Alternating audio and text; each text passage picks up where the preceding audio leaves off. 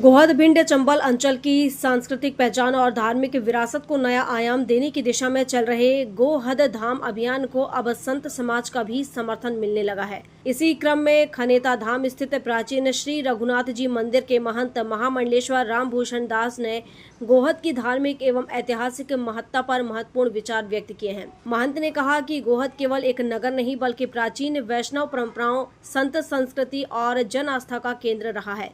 उन्होंने बताया कि स्थानीय परंपराओं एवं प्राचीन मान्यताओं के अनुसार गोहद का संबंध भगवान श्री कृष्ण की गौचारण लीलाओं का वर्णन भी किया गया है। यही कारण है कि इस क्षेत्र को गोहद अर्थात गौओं की अंतिम सीमा या गोचारण क्षेत्र की हद के रूप में स्मरण किया जाता है। उन्होंने कहा कि गोहद के अनेक प्राचीन मंदिरों एवं धार्मिक संस्थाओं का संबंध ब्रज एवं वृंदावन की वैष्णव परंपरा से रहा है। नगर में स्थित राजगुरु की जग्गा, कालिया कंठ की जग्गा, रघुनाथ जी की जग्गा, मदन मोहन जी की जग्गा, नरसिंह जी की जग्गा, लक्ष्मण जी मंदिर सहित सैकड़ों प्राचीन मंदिर इस क्षेत्र की गौरवशाली आध्यात्मिक विरासत के साक्षी हैं। महंत रामभूषण दास ने कहा कि आज समय आ गया है कि गोहद के वास्तविक इतिहास, सांस्कृतिक महत्व और धार्मिक पहचान को सामने लाया जाए।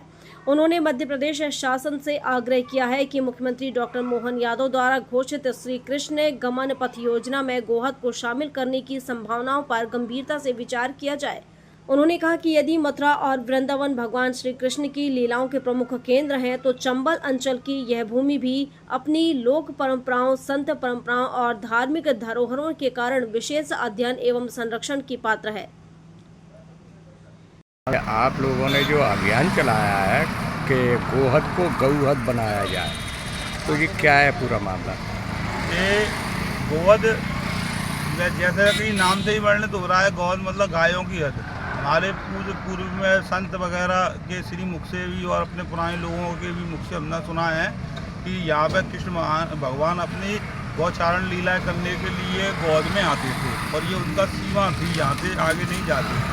तो इस संदर्भ में ऐसा माना जाता है कि ये ब्रज भूमि का ही क्षेत्र रहा है और मुख्यमंत्री द्वारा जो योजना चलाई गई है, मुख्यमंत्री श्री कृष्ण गमन पथ योजना, तो उस योजना में अभी तक हमारे गोहद को स्थान नहीं मिला है। तो हमारा लोगों का, हमारे क्षेत्रीय लोगों का, संतों का, सबका ऐसा प्रयास है कि यह ब्रज क्षेत्र जहाँ पर कृष्ण भगवान ने अपनी लीलाएँ करी थी और यहाँ 108 मंदिर हैं गोहद में, प्राचीन मंदिर जिनकी अभी तक अपन को समय और अवस्था नहीं पता कि कितने पुराने हैं। ये सब महाभारत काल से जुड़े हुए हैं और हमारे गोहद क्षेत्र को इस योजना में जुड़ना चाहिए, ऐसा हम लोगों का प्रयास है। जी, ये यहाँ पर कई संतों के द्वारा सुना गया है कि भगवान कृष्ण ने गौचारण लीला का यहाँ पर वर्णन किया गया है, गौचारण लीलाएँ की गई हैं, तो ऐसा क्या है? यहाँ वृंदावन में नंद बाबा की यहाँ 9 लाख गाय पलती थी, तो 9 लाख गाय के लिए भूमि चाहिए। तो उस आधार पर भगवान कृष्ण यहाँ तक गाय चराने के लिए आते थे, इसीलिए इसका नाम गौहद, गौवन की हद। और यहाँ पर प्राचीन मंदिर हैं, छोटी छोटी गलियाँ हैं, हर मंदिर के दरवाजे पर राधा रानी का नाम अंकित है। और हमारे यहाँ 3 विग्रह है, जैसे वृंदावन में मदन मोहन थे, वो मदन मोहन आकर के करौली पहुँचे और वही विग्रह मदन मोहन आकर के यहाँ पर गोहद में है। तो इस परंपरा से हमारे यहाँ कालिया कंठ का भी मंदिर है और भी बहुत प्राचीन मंदिर हैं। तो यहाँ वृंदावन की छवि ही दिखाई देती है, तो इससे भी ज्ञात होता है कि एक वृंदावन का अंग ही श्री गोहद है और जहाँ भगवान ने आकर के गाय चराई हो, यहाँ पर कृष्ण गौशाला भी है। तो पूरी परंपरागत यहाँ पर जो पूजा वगैरह आज भी जो वृंदावन में घंटी घड़ियाल की आवाज़ सुनाई देती है, वह आज भी गोहद में सुनाई देती है।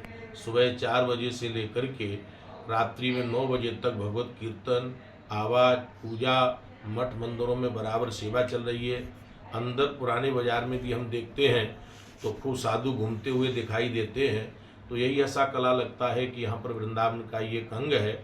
सरकार जो भी कुछ कार्य कर रही है भगवान कृष्ण के लिए, तो उसमें एक हिस्सा गोहद का भी होना चाहिए। और हमारा वैसे तो भिंड इतना पवित्र क्षेत्र है कि यहाँ पर बड़े बड़े ऋषि हुए हैं, बड़े बड़े मनीषी हुए हैं।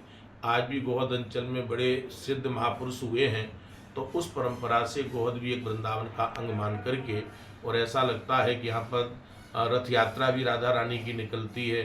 जन्माष्टमी के समय पूरी रात्रि भर धूम मची रहती है। तो वही वृंदावन का एक अंग होकर के सरकार को इस पर विचार करना चाहिए और हमारे गोहद की परंपरागत भगवान कृष्ण की रक्षा होती रहे, यही हम चाहते हैं। भिंड से श्याम सुंदर उपाध्याय की रिपोर्ट।